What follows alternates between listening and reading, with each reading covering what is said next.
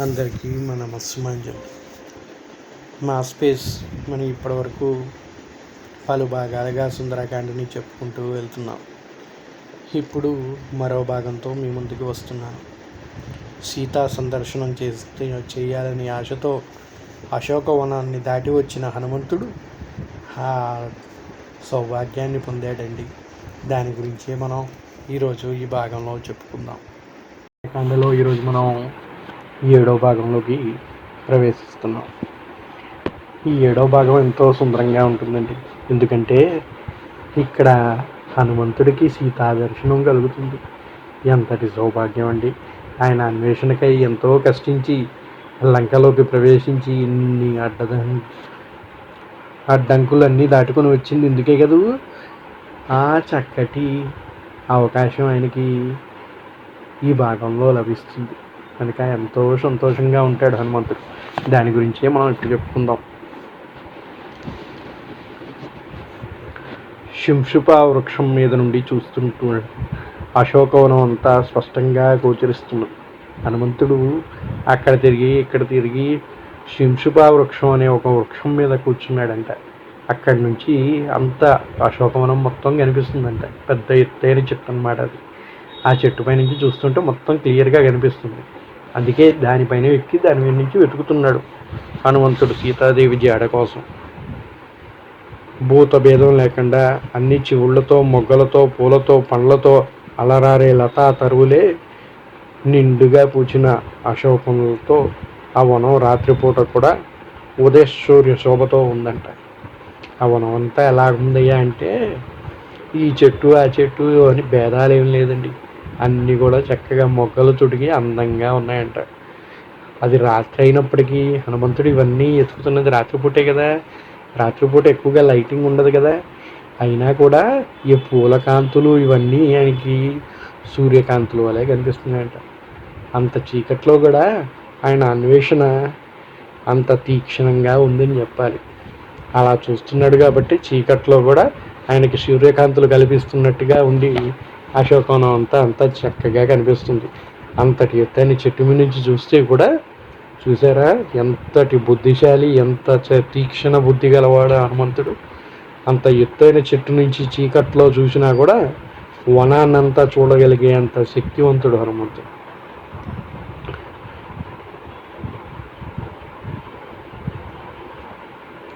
విరబూసిన పూల బరువులు కాగలేక కొండగోకు నేల మీదకి వంగింది. కొమ్మ మ్రాను కనిపించకుండా నేను విరిసింది అశోకం. అంగుళం ఖాళీ లేకుండా పూలు నిండి మోదుగ కాంతులతో మెలిబెట్లు గొలుపుతున్నాయి. పున్నాగం, ఏడకులు, అరటి, సంపెంగ విరబూసి ఉన్నాయి. సువాసనలు మత్తుజల్లుతున్నాయి. ఆ వనంలో అశోకాల కన్నా బంగారు రంగువి కొన్ని, అగ్నిశిఖా సదృశాలు కొన్ని, దట్టంగా పెరిగి కొన్ని కటకరాశిలా ఉన్నాయి. అక్కడ అశోక పుష్పాలు, అశోక చెట్లే కాదండి, రకరకాల చెట్లు ఉన్నాయంట. ఎంతో సువాసనలు గొలిపే పున్నాగలు ఉన్నాయంట. అరటి, సంపెంగా విరబోసి ఉన్నాయంట. ఆ సువాసనలు ఎలా ఉన్నాయంటే మత్తెక్కిస్తున్నాయంట. ఇంద్రుని నందనవనంలాగా ఉంది. కుబేరుని చైత్రరథ వనంలా దివ్యంగా ఉంది. చూసారా వాటిని, అశోకవనాన్ని దేనితో పోలుస్తున్నాడు? ఇంద్రునికి నందనవనం ఉంది, ఆ నందనవనం లాగా ఉందంట. కుబేరుడికి చైత్రరథ వనం అనే ఒక వనం ఉంది, ఆ వనంలాగా దివ్యంగా ఉందంట ఈ వనం. ఆ వనం పువ్వులనే నక్షత్రాలతో, నీలికాశంతో, రత్నాకారంలా మనోహర పరిమళ భరితమైన గంధమదనంలా ఉంది. అవి అక్కడ పూసిన పూలతోటే నక్షత్రాలలాగా కనిపిస్తుందంట. అంత ప్రకాశవంతంగా నీలాకాశంలా, రత్నాకారంలా, మనోహరంగా పరిమళభరితమైన గంధమదనంలా ఉందంట. అది ఎదురుగా ఒక ప్రాసాదం కనిపించింది. అది 1000 స్తంభాలతో కైలాసగిరిలా ఉంది. పగడాల మెట్లతో బంగారు వేదికలు, ఆకాశాన్నంటే ఎత్తు. చూస్తున్నాడు హనుమంతుడు. నిశితంగా దృష్టి కేంద్రీకరిస్తున్నాడు. మరి ఎత్తుగా ఉన్నాడు కదండి పెద్ద పెద్ద ఎత్తైన ప్రదేశంలో. మరి అంత క్లియర్గా చూస్తే తప్ప కనిపించదు ఆ ప్రదేశం. అందుకే తీక్షణంగా చూస్తున్నాడంట. శుక్లపాడ్యము నాటి చంద్రరేఖల వలె ఉపవాసాలతో కృషించిన దివ్యవదనంతో మలిన వస్త్రధారి అయిన రాక్షస నారీజన పరివ్రత అయి అగ్నిజ్వాలల వలె కుజగ్రహ పీడితమైన రోహిణీ నక్షత్రంలా క్రూర మృగాల మధ్య ఆడలేడిల నక్షత్ర తాచు వంటి జాడతో పచ్చని వస్త్రం ధరించి ఉన్న విశాలనైనను చూశాడు హనుమంతుడు. సీతాదేవి ఎలా ఉందో వర్ణిస్తున్నాడండి. రాముడు లేడు కదండి దగ్గర, ఎంతో బాధతో ఉంటుంది. ఆమె ఎటువంటి అలంకారాలు ఏమి చేసుకోదు. చంద్రవందనం లాంటి ఆమె ఉపవాస దీక్షతో కృషించిపోయిన దీనవదనంతో ఉందంట. వస్త్రాలు కూడా మార్చుకోవట్లేదు, ఆమె మాసిపోయిన వస్త్రాలతో ఉంది. అంత క్రూరమైన రాక్షసి జనం మధ్య ఆమె ఎలా ఉందో చూడండి. కృషించిపోయిన రోహిణి నక్షత్రంలాగా ఉందంట. కుజగ్రహం రోహిణి నక్షత్రాన్ని పీడిస్తే మొత్తం కుచించుకుపోయి కనిపిస్తుందంట రోహిణి నక్షత్రం. ఇప్పుడు అడవిలో క్రూరముగాలు వేటాడటానికి వచ్చినప్పుడు జింక పిల్ల మధ్యలో చిక్కుందనుకోండి ఎలా ఉంటుంది, అలా ఉందంట సీతమ్మ తల్లి. చూచి ఎవడే సీత అయి ఉండాలి అని చెప్పి అనుకుంటున్నాడంట హనుమంతుడు. అవును, నాడు రావణుడు తీసుకువచ్చేటప్పుడు తాము ఋష్యముఖం నుండి చూచిన వనితారత్నము ఇలాగే ఉంటుంది, ఇలాగే ఉంది. రావణుడు ఆ రోజు ఎత్తుకుపోతుంటే ఎవరినో తీసుకెళ్తున్నారు అనుకున్నారు. ఆ రోజు వీళ్ళకి సీత అని తెలియదు. ఆమె దగ్గరగా ఇలాగే ఉంది, ఏమయ్యే అయ్యి ఉంటుంది అని చెప్పేసి హనుమంతుడు అనుకుంటున్నాడంట. ఆ రోజు సీతాదేవిని రావణాసుడు ఎత్తకపోయే రోజు ఋష్యముఖం పైన కూర్చొని ఉన్నారంట వీళ్ళు ఎవరో స్త్రీ వెళ్తుంది అనుకున్నారు. ఆ రోజు వీళ్ళకి తెలియదు కదా ఆమె సీతమ్మ, రాముడు అనేవాడు ఉన్నాడు, రాముడు వస్తాడు, ఈ రాక్షసుడు ఆమెను ఎత్తకపోయాడు, ఆమె అన్వేషణకి ఈయన బయలుదేరతాడనే విషయం ఆ రోజుకి తెలియదు కనుక వీళ్ళు ఆ రోజు పట్టించుకోలేదు అది ఏమని. కానీ ఈరోజు ఆలోచిస్తూ ఉంటే ఆయనకు అనిపిస్తుందంట, ఆ రోజు నేను చూసింది ఈమె అనుకుంటా, ఈమెయే సీతయ్య ఉండాలి అని భావించాడు. అదే చంద్రవదనం, అదే భ్రూమధ్యం, అదే దేవకాంత, పద్మదళానయిని, బింబిదార, రతీదేవిలా ఉన్నది. నియమనిష్టలతో ఉన్న తాపసి వలె భయకంపితమైన రోజుతున్న నాగరాజు పత్నిలా ఉంది ఆమె ఎలా ఉందో చెప్తున్నాడండి. చంద్రవదనంతో ఉందంట. అంతా చిక్కిచ్చిపోయి మొత్తం అంతా ఏం పట్టించుకోకుండా ఉన్నా కూడా అంతటి అందగెత్తండి సీతాదేవి కృషించుకుపోయి ఉన్నా కూడా అంత అందంగా కనిపించిందంటే ఆమె మంచిగా ఉంటే ఇంకెంత గొప్పగా ఉంటుందో. లక్ష్మి కదండి సీత అంటే. ఆమెను మించిన వాళ్ళు ఎవరుంటారండి భూ ప్రపంచం మొత్తంలో కూడా. అటువంటి అందం అది. చంద్రవదనంతో ఉందంట, దేవకాంతి కనిపిస్తుందంట ఆమెలో. రతీదేవిలా కనిపిస్తుందంట అమ్మవారు. ఒక తాపసిలాగా ఉందంట. రామనామం చెప్పిస్తూ ఆయన కోసమే చూస్తుంది కదండి ఆమె. తాపసియే అప్పుడు. సందిగ్ధమైన స్మృతిలో క్షణ సంపాద వలె, ప్రతిహతమైన ఆశల, విఘ్నమయమైన కార్యంలా, కలశమైన బుద్ధిలా, చెదిరిన శ్రద్ధ వలె, అపవాస దూషిత అయిన కీర్తి వలె ఉన్నది ఆమె బాధతో ఉంది కదండి. ఆమె ఉన్నది ఎలా ఉందనేది వర్ణిస్తున్నాడు వాల్మీకి మహాముని. ఆమె ఎలా కనిపిస్తుంది అంటే సందిగ్ధమైన స్మృతిలో, అరే ఇప్పుడు ఏ నిర్ణయం తీసుకోలేక అటు ఇటు ఆలోచిస్తూ ఉంటారు చూసారా, అటువంటి స్థితిలో ఉందంట. క్షీణ సంపద వలె, ఇప్పుడు ఉన్న డబ్బంతా పోగొట్టుకున్న పెద్దవాళ్ళు ఎలా ఉంటారో అలా ఉందంట ఆవిడ. ప్రతిహతమైన ఆశల, ఇప్పుడు ఆశలు అనేవి చిగురిస్తూ ఎంతో ఇలా ఉండాలి అలా ఉండాలి అనే ఆలోచనతో ఉన్నప్పుడు సంతోషంగా ఉంటారు. ఇప్పుడు అన్నీ పోయినాయి అనుకోండి, ఎలా ఉంటారు, మొత్తం కృషికుపోయి ఉండరు. అలా ఉందంట సీతాదేవి కూడా. ఇంకెప్పుడు వస్తాడో నా రాముడు, అసలు వస్తాడో లేదో అనే ఒక దుఃఖంలో, ఒక సందిగ్ధ స్థితిలో ఉంది ఆమె. నేను ఇక్కడ ఉన్నానని ఆయనకి తెలియాలి కదా, తెలిస్తేనే కదా నా దగ్గర దాకా రాగలుగుతాడు. సముద్రం దాటి ఇక్కడ తీసుకొచ్చి పడేశాడు. ఆయనకి నేను ఇక్కడ ఉన్నానని తెలిస్తే తప్పక వస్తాడు, కానీ తెలిసేది ఎలాగా. అందుకని ఆ ఆలోచనలో పడిపోయి సీతాదేవి పాపం కృషించుకుపోయి ఉందంట. రావణుడు అపహరించాడనే బాధతో కృషించింది. రాక్షస స్త్రీలు పెట్టే బాధలు పడలేనట్లుంది. బెదిరిన లేడి పిల్లలా చూస్తున్నది. అంతే కదండి, చుట్టూ ఉన్న వాళ్ళంతా రాక్షసులు. వాళ్ళు తేపకోసారి బెదిరిస్తూ ఉన్నారు. ఒక పక్క చూస్తే రావణుడు అపహరించి తీసుకొచ్చాడు. మరి బాధతో ఉంటుంది కదండి. అదే చెప్తున్నారు ఇక్కడ. కన్నీటితో నిట్టూర్పులు విడుస్తూ కారం మేఘాలు మధ్య ఉన్న చంద్రకాంతల, మననం లేక విస్మరించిన విద్యల, వ్యాకరణ సంస్కారం లేక అనర్ధోద్యోతమైన వాక్కులా ఉంది ఆమె. ఎలా ఉందయ్యా అంటే నిట్టూర్పులు విడుస్తూ కారు మేఘాల మాటను చంద్రకాంతిలా ఉందంట. చంద్రుడు డైరెక్ట్గా కనిపిస్తే ఎంతో అందంగా ఉంటాడు. కానీ అదే చంద్రుడు కారు మేఘాలు చాటును దాక్కున్నప్పుడు ఏముంటాడండి? ఏమీ కనిపించవచ్చు, చీకటిలా ఉంటుంది. అలా ఉందంట ఇప్పుడు సీతాదేవి. ఇప్పుడు మననం లేక, ఇప్పుడు విద్య అనేది చదువుతూ ఉంటేనే దానికి వాల్యూ, అది గుర్తుంటుంది. అదే దాన్ని పట్టించుకోకుండా వదిలేస్తే ఏమైపోతుంది? అటువంటి ఒక విద్యలాగా, వ్యాకరణ సంస్కారం లేక ఉన్న ఒక వాక్యంలా ఉందంట. ఇప్పుడు మనం చక్కగా ఒక వాక్యాన్ని చదివితే ఎంత అందంగా కనిపిస్తుందో, అందులో పెట్టాల్సిన వ్యాకరణం ఏమీ పెట్టకుండా పెడితే దాని అర్థమే మారిపోయి వ్యర్థంగా ఉంటుంది. ఆ విధంగా ఉందంట సీతాదేవి. జానకీదేవి ఏ ఏ అలంకారాలు ధరించేదని రాముడు వివరించాడో వాటి గుర్తులు కనిపించాయి. మరి సీతాదేవిని అన్వేషించడానికి వచ్చినప్పుడు హనుమంతుడికి ఆమె ఎలా ఉంటుందో తెలియదు కదా. అవి తెలియాలని రాముడు హనుమంతుడికి చెప్పి పంపించాడంట.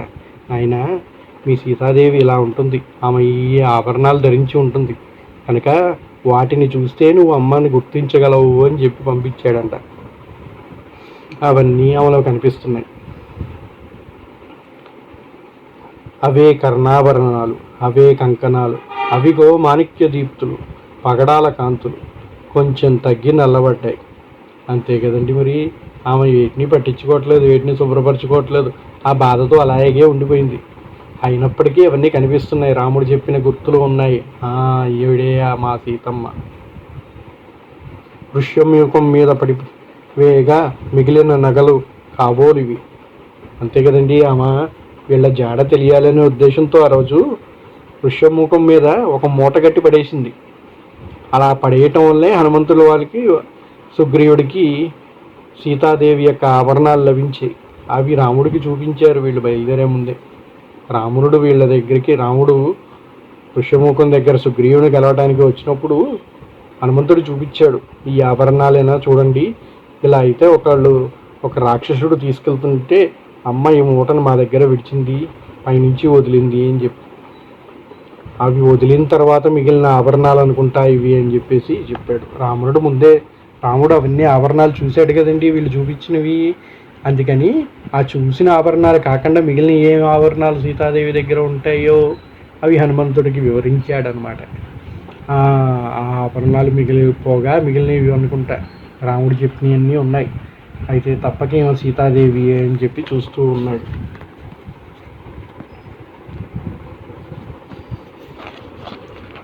ఈ కనకాంగి నిశ్చయంగా రామపత్ని అయిన సీతయే. ఏమో మా సీతలాగే ఉంది.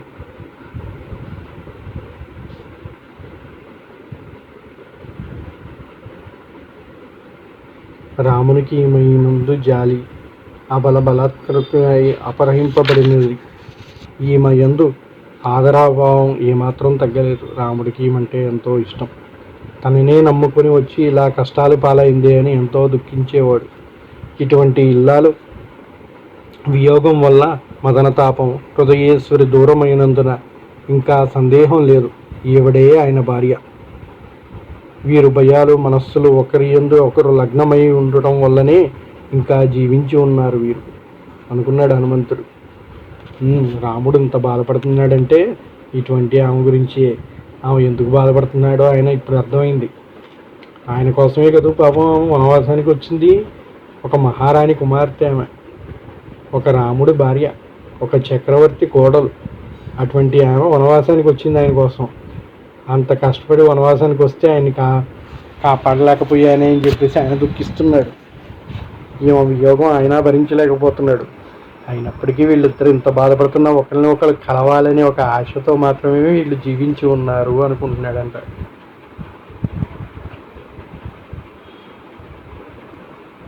ఈవిడ దగ్గర లేని దుఃఖంతో ఆయన ఎలా జీవించగలుగుతున్నాడో, ఎంత ఎంత దుర్భరమైన వ్యధ అని సీతా సందర్శన సంతోషంతో నిండిన హనుమంతుడు మనస్సు రామచంద్రుని అభినందించింది.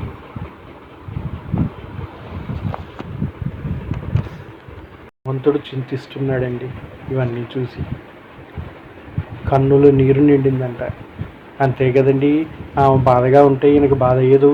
తల్లిని అలా చూస్తే ఏ కొడుకైనా బాధపడుతూ ఉంటాడు కదా, అదే చేస్తున్నాడంట హనుమంతుడు. ఉత్తములైన కుల గురు వృద్ధులు శిక్షణలో పెరిగిన లక్ష్మణుని వంటి వానికి పూజ్యుడు గురువు అయిన రామచంద్రుని యొక్క భార్య ఇటువంటి క్లేశం కలిగిందంటే కాలం ఎంత బలీయమైనది. ఈవిడకి రామలక్ష్మణులు ధీరశక్తులు పూర్తిగా తెలుసు కనుకనే అంతగా కలతపడటం లేదు. వర్షాకాలపు మేఘం వల్లే చూచి గంగానది క్షోభిస్తుందా ఆయన అనుకుంటున్నాడు. రామలక్ష్మణుల మీద ఈమెకి ఎంతో నమ్మకం ఉంది. వాళ్ళు ఎలాగైనా వచ్చి రక్షిస్తారని ఒక పక్క ఆమెకి ఆశ చిగురిస్తూ ఉంది. కనుకే ఈ బాధలన్నింటినీ పట్టించుకోకుండా ఉండగలుగుతుంది. అందుకే ఎక్కువగా కలతపడట్లేదు. ఆమె బాధపడుతున్నప్పటికీ ఎక్కువగా కలత చెందట్లేదు. ఎందుకయ్యా అంటే రామలక్ష్మణుల మీద ఆమెకి ఉన్న నమ్మకం అటువంటిది. గంగానది వర్షాకాలంలో మేఘాలు వచ్చి పెద్ద వర్షాలు పడిపోతాయని బాధపడుతుందండి. ఏం పట్టించుకోదు. గంగ పొంగినప్పటికీ మళ్ళీ నార్మల్ అయిపోతుంది కదా, అలాగే సీతాదేవి కూడా ఉందంట. కుల రూప గుణశీలాలతో ఇద్దరూ సమానులే. అందువల్లనే ఈమెకు ఆయనకు ఈవిడ తగినవారు. ఇప్పుడు సీతారాముల గురించి చెప్తున్నాడండి. వీళ్ళిద్దరూ ఎవరికి ఎవరు తక్కువ గారంట. రాముడు ఎంత గొప్పవాడో సీత కూడా అంతే గొప్పది.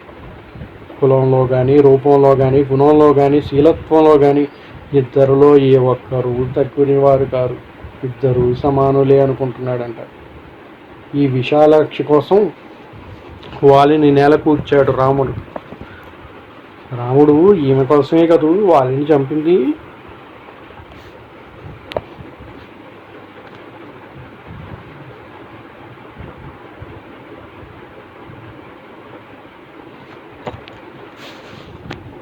రావణుడైనా కబంధుడైనా హతమారుస్తాడు. విరాధుడికి అదే గది పెట్టింది. వాడేం తక్కువవాడా? సంబరాసుడు అంతటి వాడినే చంపేశాడు.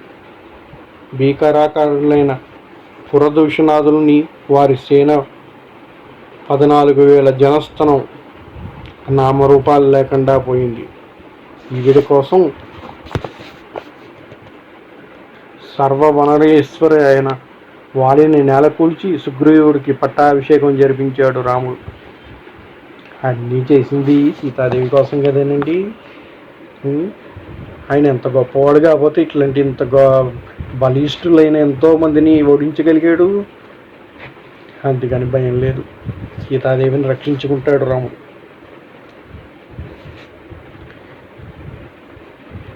నదీ సాగరాలు లంఘించి లంకా నగరాన్ని నేను చూడగలిగానంటే ఆ ఇల్లాల వల్లే కదా. ఈవిడ కోసం రామచంద్రుడు ముల్లోకాలు తలక్రిందులు చేసినా ఆశ్చర్యపోవాల్సిన అవసరం లేదు. నేనెక్కడో కిష్కింధలో ఉండేవాడిని. అలాంటిది సముద్రాన్ని దాటి ఇక్కడికి వచ్చానంటే అది ఆమె శక్తియే కదండి. ఆమె కోసమే కదండి నేను వచ్చాను. లేకుంటే ఇక్కడ దాకా నేను రాగలిగేవాడినా అనుకుంటున్నాడంట హనుమంతుడు. చూసారా, ఆయనకి ఏమాత్రం గర్వం లేదు. ఆవిడ కోసం, ఆ రాముడి కోసం నేను రాగలిగాను తప్పే వాళ్ళ శక్తితో తప్ప నా వల్ల కాదు అనుకుంటున్నాడు హనుమంతుడు. అంత కష్టమైన కార్యాన్ని సాధించినప్పటికి కూడా ఆయన ఏమాత్రం గర్వపడట్లేదు. చూడండి, వాళ్ళ వల్లే, వాళ్ళ కోసం కాబట్టే నేను రాగలిగాను. మామూలుగా అయితే నేను ఇక్కడ దాకా రాను అనుకున్నాడంట.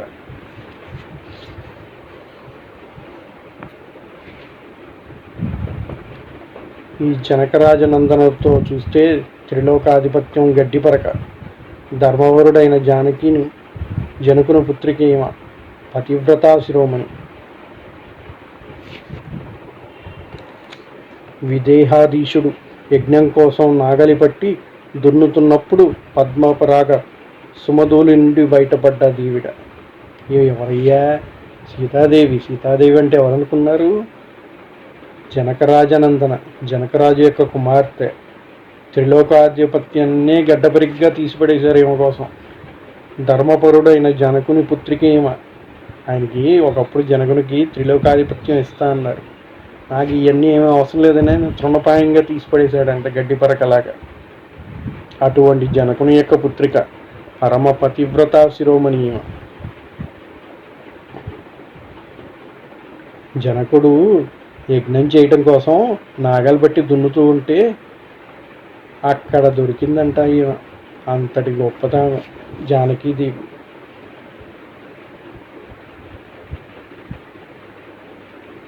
పూజ్యుడు పరాక్రమవతి అయిన దశరథుని ఇంటికి కీర్తిని తెచ్చిపెట్టిన పెద్ద కోడలు ఈమె. దశరథుడు కూడా ఏం తక్కువవాడు కదండి. ఇంద్రుడికే సహాయం చేసినటువంటి గొప్పవాడు. ఇంద్రుడికే యుద్ధం చేయడానికి రాక్షసులతో ఒక్కడు చేయలేక దశరథుడిని ఒకప్పుడు తీసుకెళ్ళాడండి. అంతటి గొప్పవాడు దశరథుడు కూడా. దశరథుడు కూడా ఏం తక్కువవాడు కాదు. అటువంటి ఆయన ఇంటికి ఇల్లాలైంది ఈమె మహాపతివ్రత అని చెప్పి జానకీదేవిని పొగుడుతున్నాడు హనుమంతుడు. ధర్మాత్ముడు, కృతజ్ఞుడు, ఆత్మవేత్త అయిన రాముని యొక్క ప్రియపత్ని ఈమె. అటువంటి నారీమ్మ తల్లి ఈ రాక్షస సజ్జన మధ్యంలో పడింది. సర్వరాజభోగాలు విడిచి భర్త వల్లభ్యంతో అరణ్యకేశను అనుభవించడానికి ఆయనతో వచ్చిన ఉత్తమరాలు. ఎవరొస్తారండి?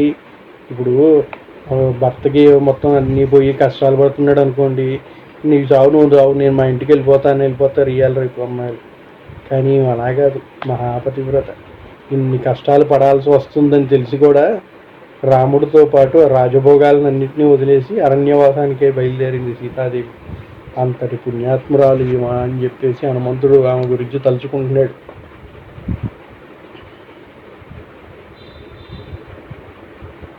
కందమూల ఫలాలు తింటూ హాయిగా భర్తను సేవించుకున్నది, ఎన్నడూ క్లేశాలు ఎరగనది. ఈయన అమ్మక ఇంత అవస్థలు అని చెప్పేసి ఒక పక్క బాధపడుతున్నాడు.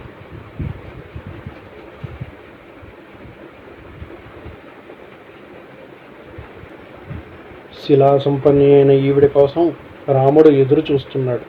ఈవిడ దొరకలేనిచో భూమండలాలంతా సాధించిన సంతోషం కలుగుతుంది. ఈమె దొరికితే చాలంట, భూమండలాలు మొత్తం కూడా సాధించినంత సంతోషం కలుగుతుందంట రాముడికి. ఆమె కోసమే ఆయన ఎదురు చూస్తున్నాడు. ఇందుకోసమే ఇటువంటి ఆవిడ కనుకే ఆవిడ కోసం ఇంతగా ఎదురు చూస్తున్నాడు రాముడు. ఈమె కానీ దక్కితే చాలు, సమస్త భూమండలాన్ని జయించినంత సంతోషాన్ని పొందుతాడంట రాముడు. ఇక్కడ బంధుజనం లేరు, భోగాలు లేవు, అయినా ఈవిడ జీవించగలుగుతుందంటే రాముని మీద ఉన్న కాంక్ష కాక వేరేమన్నది. అంతే కదండి. ఇక్కడ ఏమీ లేవు. రాక్షసుల మధ్య ఏ రోజుల కోపం వస్తే తినేస్తారో కూడా తెలియదు. అటువంటి వాళ్ళ మధ్య ఉండి కూడా ఇంకా బతుకున్నదంటే ఏ రోజుకైనా నా రాముడు రాకపోతాడా, నన్ను ఇక్కడి నుంచి రక్షించి తీసుకెళ్ళబోతాడా అనే ఒక కాంక్ష వల్ల మాత్రమే సీతమ్మవారు ఇంకా ఇక్కడ ఉన్నది అని చెప్పి హనుమంతుడు అనుకుంటున్నాడంట. ఈవిడ తన చుట్టూ ఉన్న రాక్షసు గణాన్ని కానీ పూలు తేవెలకు కానీ చూస్తున్నట్లు లేదు. ఇక్కడ చుట్టూ ఉన్న రాక్షసులు కూర్చొన్నారండి ఆమె కాపలాగా వేయడానికి. వాళ్ళని ఎవరిని పట్టించుకోవట్లేదు. చెట్ల మీద నుంచి రాలి పూలు ఎంతో అందంగా కనిపిస్తున్నాయి, వాటి మీద అసలు ఆమెకి ధ్యాసే లేదు.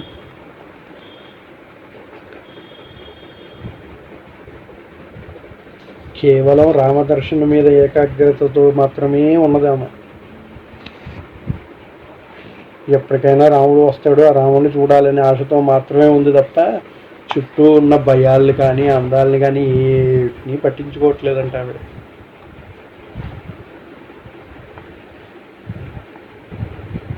ఈ పద్మనయనను సుఖభోగార్హునైన ఈ దశలో చూస్తుంటే నా మనసు చింతమయం అవుతున్నది. ఎన్నో సుఖాలు పొందవలసిన ఆవిడ ఇంతటి పద్మనయన ఈ దశలో చూస్తూ ఉంటే మనసు చెలించిపోయిందంట హనుమంతుడికి. బాధపడుతున్నాడంట, ఎంతో దుఃఖిస్తున్నాడంట. రామలక్ష్మణుల రక్షణలో ఉండవలసిన ఈ భూజాత ఈ వికృతాకార జనం మధ్య ఉన్నది. అంతే కదండి. సీతాదేవి రామలక్ష్మణుల దగ్గర ఉంటే ఎంత చక్కగా కలకల్లాడుతూ ఉండేది. అటువంటి ఈవిడ ఈ చుట్టూ అందవిహాకారంగా ఉన్న ఈ రాక్షసుల మధ్య ఉన్నది అని బాధపడుతున్నాడంట.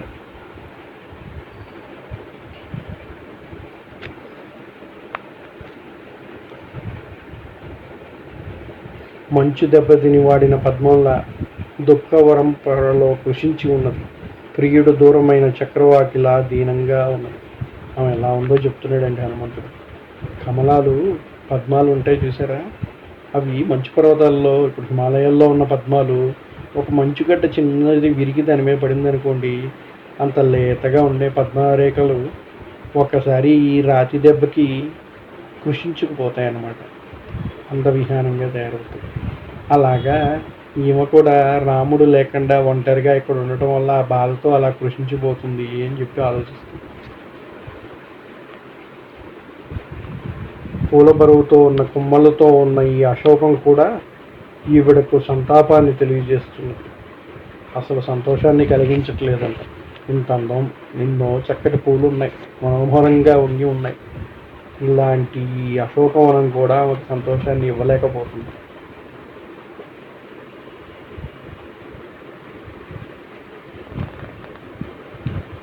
మంచు పొరలు అడ్డులేని శీతకర్ణుడు కూడా ఆమెకు సుఖం ప్రసాదించలేకపోతున్నాడు. చంద్రుడండి, ఆయన చెప్పేది చంద్రుడి గురించి అన్నమాట. ఆయనకి ఎటువంటి మంచు పొరలు కానీ ఏమీ లేకుండా చక్కటి చల్లని కాంతి ఇచ్చే ఆ శశికిరణుడు, ఆ చంద్రుడు కూడా ఈమెకు సుఖాన్ని ఇవ్వలేకపోతున్నాడు. అలా ఆలోచిస్తూ కూర్చున్నాడు హనుమంతుడు.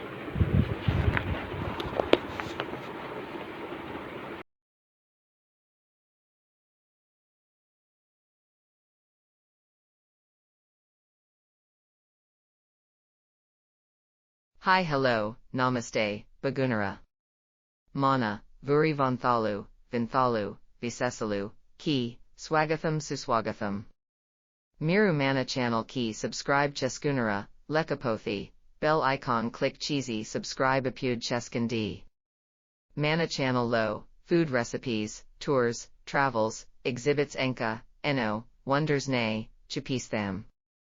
Like Chayandi, share Chayandi, welcome.